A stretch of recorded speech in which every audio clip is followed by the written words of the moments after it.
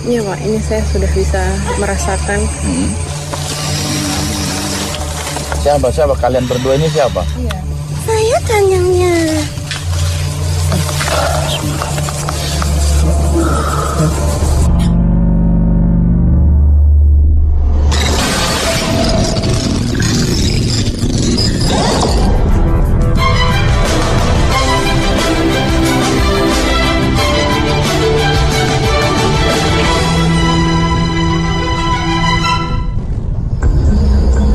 Sebuah reruntuhan bangunan di Desa Banguntapan, Bantul, Yogyakarta diduga pernah menjadi tempat menyimpan benda pusaka. Tidak jelas kapan dan bagaimana kabar ini berasal. Yang pasti, banyak orang datang ke tempat ini. Mereka berusaha mencari sisa-sisa benda pusaka yang mungkin tertinggal. Pertanyaannya, benarkah ada benda pusaka di tempat ini?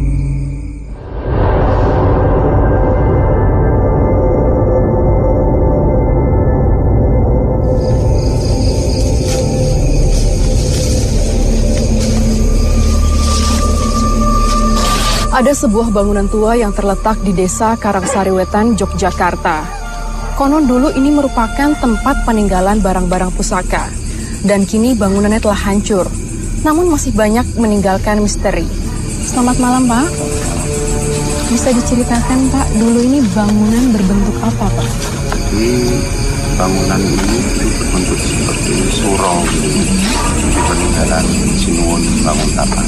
Sinuwun Banguntapan itu dulunya memang niatnya tempat mana yang bisa untuk ditempati untuk keraton. Di tempat sini sangat angker. Saya pun pernah lihat sendiri. Seperti apa sosok yang Bapak lihat? Orangnya tinggi, pohon kelapa itu tinggi sekali, itu ada dua. Memang bekas surau ini kan harus bersih. Jadi tidak boleh kita sembarangan ngomong yang istilahnya tidak enak didengar itu, dia akan marah. Biasanya wujud kemarahannya seperti apa? Ya, nanti orang tersebut akan mengalami gangguan kemasukan. Bapak, terima kasih atas ceritanya, Pak. Assalamualaikum Pak Hakim. Setelah mendengar cerita ini, Pak, mitos apa yang akan kita ungkap malam ini? Mungkin nggak jauh dengan keberadaan lokasi ini ya. Apalagi masyarakat banyak juga sudah teropini bahwa tempat ini sebagai tempat yang angker. Selain juga saya tertarik dengan adanya sebuah cerita dari pemilik lahan ini bahwa tempat ini karena dulunya sebagai gudang pusaka dijadikan para pemburu pusaka untuk mencoba menarik pusaka-pusaka yang tersimpan. Itu nanti akan banyak bercerita tentang benda-benda pusaka. Mungkin kita akan mencoba untuk meneliti atau merasakan untuk posisi di mana energi itu berada. Nah, tadi dari kesaksian dari apa yang dibicarakan oleh kesaksian tentang adanya dua sosok makhluk tinggi besar, yang satu putih satu hitam, itu memang saya merasakan sejak saya berada di sini ya. Dan posisinya itu tepat di sebelah sana. Makanya Mbak Putri mungkin bisa merasakan energi yang ada jauh di sudut sana, di sudut sebelah kiri. Konsentrasi atau mulai mencari di titik mana ada perbedaan suhu atau getaran energi yang berat, yang besar. Iya Pak, ini saya sudah bisa merasakan. Iya mungkin kata Pak Hakim tadi benar, seperti energi seperti itu. Dan perbedaan suhu. Kalau saya boleh tahu ini positif atau negatif? Ini yang positif. Iya, karena saya merasanya agak adem gitu, nyaman seperti itu. Iya seperti itu. Enggak kasar energinya dan tidak panas gitu. Dan bisa digeser ke sebelah kiri. Kalau sebelah sini agak hangat, jadi awalnya dingin tapi kemudian berubah jadi agak hangat seperti itu. Untuk sosok ada gambaran sosok kan? Coba fokus lebih dalam lagi dan pusatkan di telapak tangan. Sepertinya laki-laki ya Pak? Dengan wujudnya saya nggak jelas, tapi kayak tinggi tapi laki-laki, seperti itu aja yang saya lihat. Waktunya menggali informasi.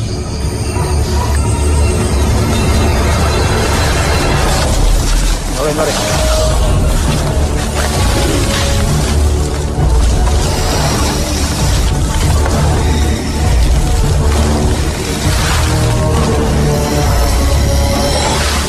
Tak disangka, ada mediator lain kerasukan.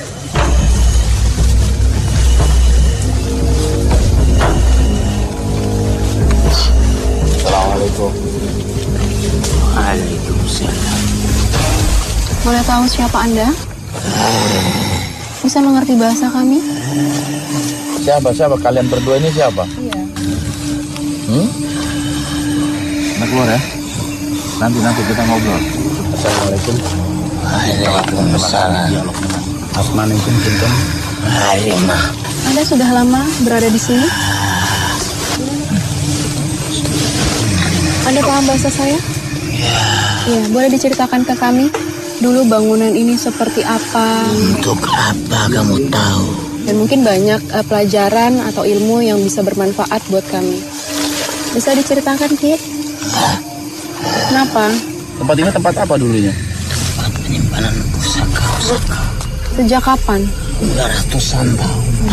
Milik siapa pusaka-pusaka itu? Dari kerajaan. Boleh tahu kerajaan siapa, masanya di mana? Tenang aja.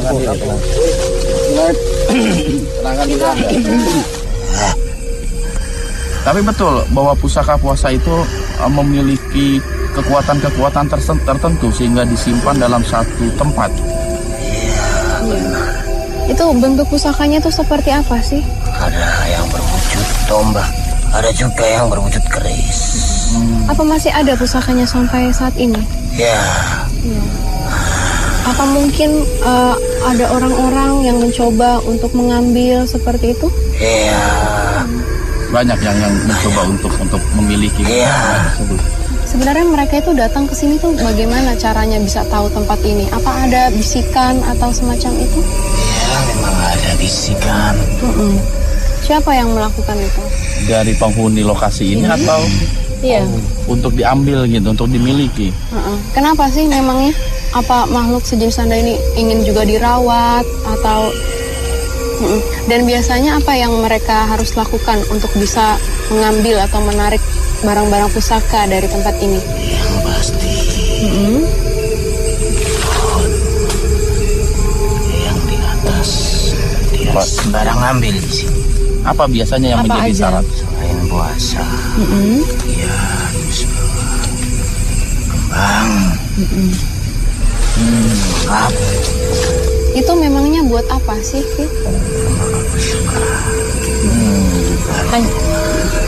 Hanya sekedar kesukaan seperti itu ya? Bukan untuk dimakan atau untuk... Kalau pakai minyak wangi nggak bisa? bisa. Bisa ya. Menyan gitu. Ya, Berarti memang bangsa Anda itu suka wangi-wangian. Kemudian setelah ada orang yang memberikan kembang dan mereka berpuasa, apa mereka bisa mengambil barang pusaka di sini? Tergantung apa? niatnya dia baik-baik untuk merawat. Bisa juga. Kemudian setelah diambil itu dan dirawat, apa sih permintaan Anda misalnya ketika dirawat? Apa ada bacaan-bacaan tertentu atau semacam mantra atau apa ketika memandikan agar lebih kuat energinya atau bagaimana sih? Itu yang aku pikirkan. Kalau cuma orang sembarang orang ambil, aku takut dia tidak bisa merawat. Dan apakah Anda itu bertempat tinggal di pusaka itu atau Anda hanya menjaganya? Aku cuma menjaga. Tapi di pusaka itu tidak ada makhluk sejenis Anda atau bagaimana? Tidak ada. Berarti Anda mengikuti orang-orang yang memiliki benda pusaka itu ya? Apa benda-benda itu memiliki nama? Iya punya. Punya. Seperti apa contoh namanya? Ya bisa beri kami contoh, misalnya di sini ada keris, Terus namanya apa dan kegunaannya apa? Ada tombak rolling. Itu apa gunanya, itu apa? Tidak mau. apa sih yang bikin perbedaan antara pusaka yang memiliki nilai yang baik dan buruk seperti itu? Tergantung orang. Lagi-lagi, datang makhluk tak diundang. Itu siapa? Tetap di Dua Dunia. Anda mengenali?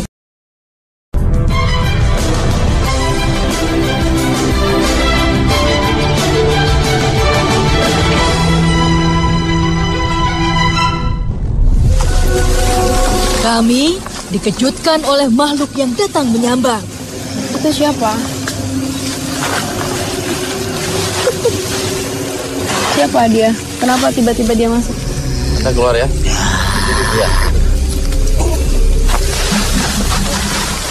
Berapa lama Anda jadi pengikutnya? Sudah lama, Mas.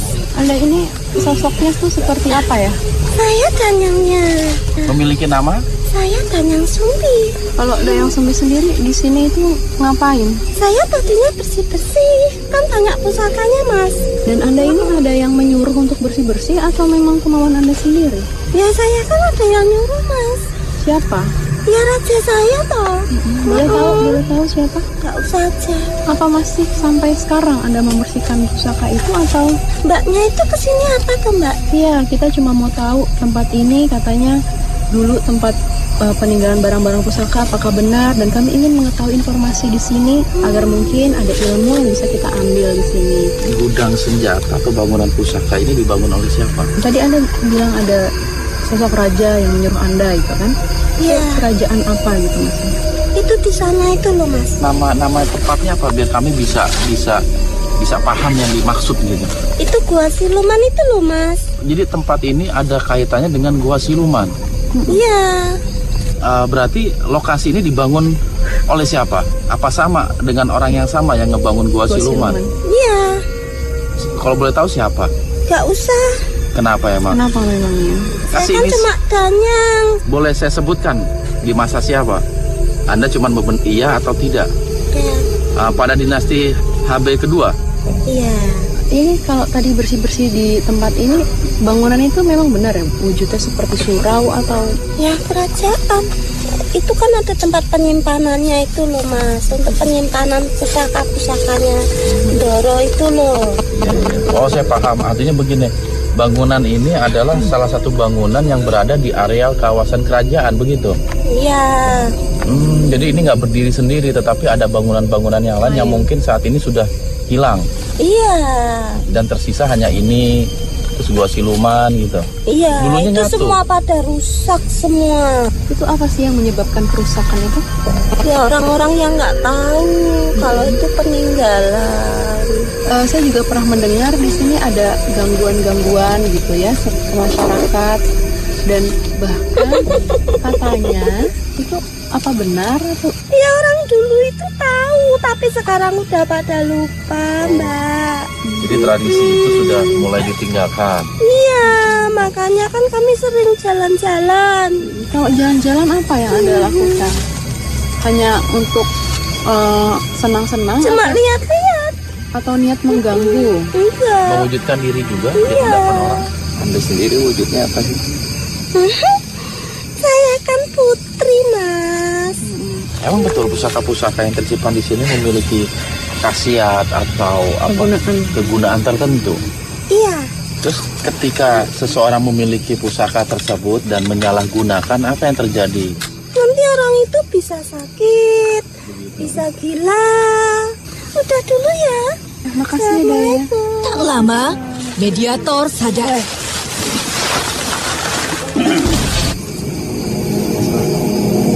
Mediumisasi pun dilanjutkan.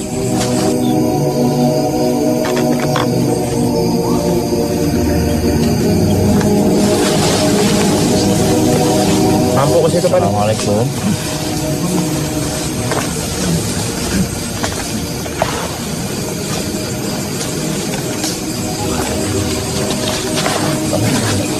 Tiba-tiba, apa yang terjadi? Tetap di Dua Dunia.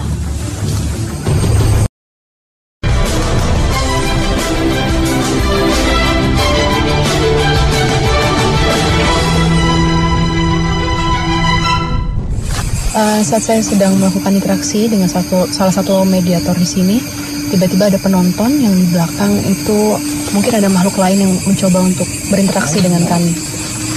Dan Pak Hakim sekarang sedang mencoba berdialog.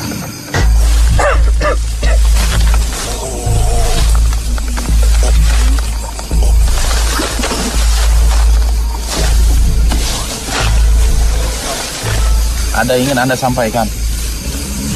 Hah? Enggak ada. Terus kenapa? Apa itu maksudnya? Makhluk ini seperti hendak menunjukkan sesuatu.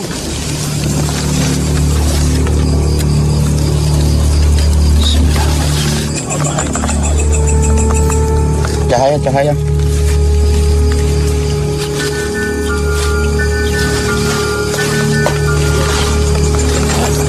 Di sini aja.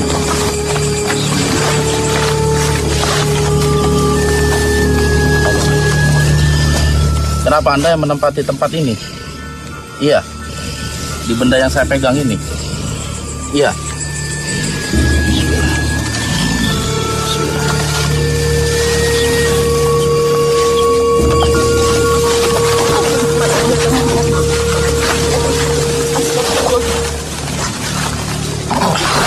Allah Akbar.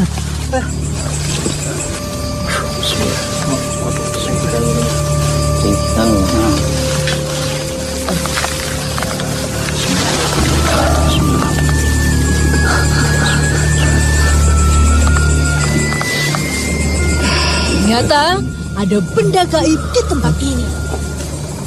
Tadi ketika kita mengadakan mediasi yang ketiga, tiba-tiba makhluk yang sama masuk ke dalam orang yang berbeda gitu, dan selalu mengarah ke pohon ini. Dan saya tertarik untuk mengikuti gerak dia.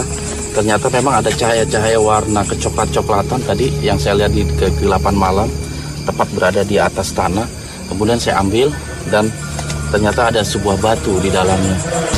Pakim ini apa?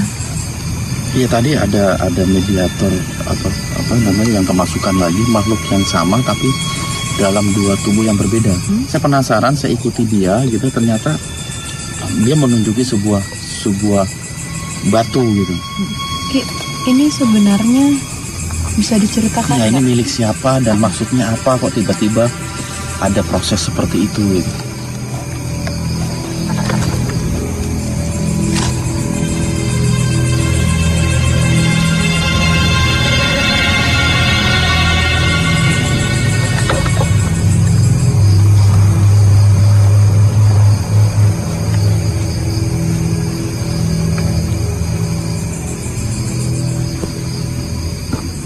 Sing tunggu waktu. Tunggu. Arep kepengen melu. Ikut kepada siapa? Kepada saya. Jenisnya apa ini? Ada dua. Sing lagi wae tok omong.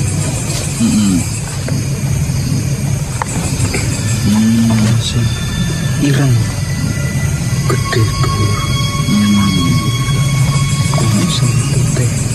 Mbak tahu banyak orang yang datang ke sini buat nyari pusaka? Iya. Tahu. Itu gimana Mbak? Menurut Mbak? Gunanya tinggu apa?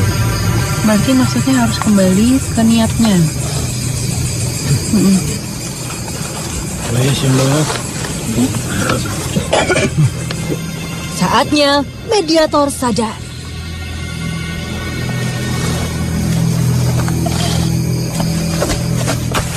Pak Hakim, hikmah apa yang dapat kita ambil? Yang pertama sih tentang pengungkapan tempat ini sebagai penyimpanan benda-benda pusaka dari beberapa mediator memang menunjukkan hal tersebut ya, bahkan menjadi sentral, menjadi benda-benda pusaka tersimpan di sini. Cuman memang ada hikmah dari dialog-dialog kita pada malam hari ini, bahwasanya Allah Subhanahu wa taala telah memberikan kepada kita itu berbagai macam keajaiban-keajaiban gitu loh, yang dilakukan oleh makhluk ciptaannya dari sebangsa jin. Dan jin itu yang banyak menempati benda-benda pusaka gitu, yang mana benda-benda itu banyak disalahgunakan oleh para manusia. Dan bagaimana Islam sendiri memandang ketika orang mencari benda pusaka, walaupun itu misalnya niatnya untuk kebaikan, apakah bisa menjadi musyrik atau bagaimana? Iya, ini merupakan sebuah kontroversi dalam Islam atau dalam tubuh umat Islam sendiri. Kalau secara garis Islam, secara aturan dan sunnah, tetap itu sesuatu yang sangat dilarang.